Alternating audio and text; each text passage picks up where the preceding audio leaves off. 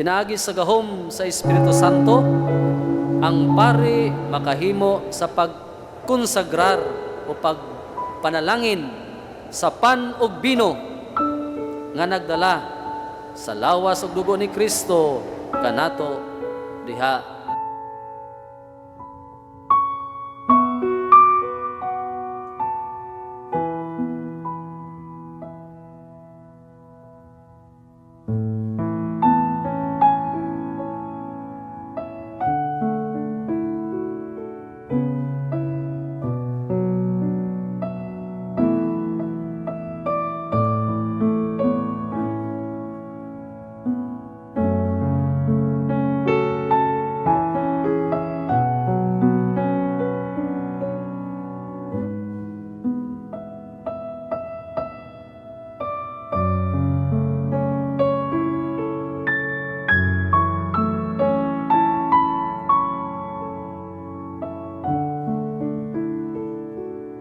Muni power sa pare nga di mahimo ni Mama Mary o sa mga anghel. Di gyud sila makahimo ang kining kamot sa pare powerful kay makahimo ng milagro ang pan ug bino mahimong lawas ug dugo ni Kristo.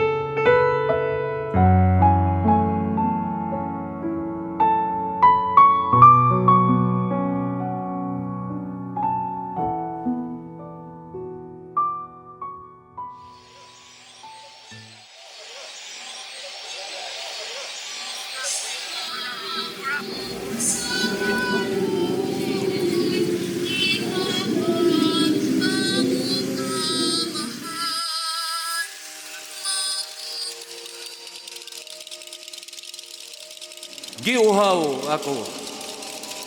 Usag kini sa mga katapusang pulong nga gibungat ni Jesus sa dihang hapit na siya kabugtooy sa iyang gininhawa.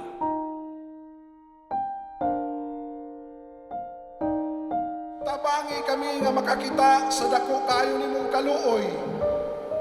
Kung dako ug daghan ang among kasalanan, mas dako ug mas daghan ang imong kaluoy ug gugma alang kanamo.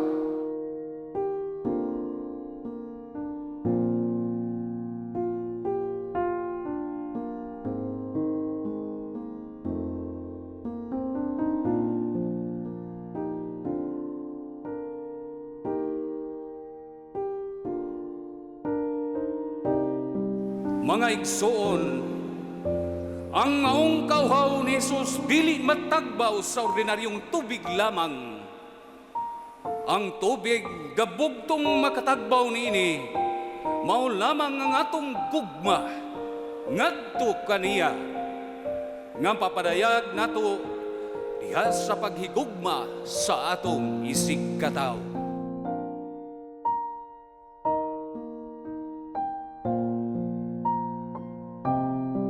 O Ginoo, mausab kini ang singgit sa imong katawhan, nga nawad-an og paglaom, nga tiwala niining kinabuhia, ana ang pagpanghulga, kamatay, kabangis, pagginumtanay, ug kasuko.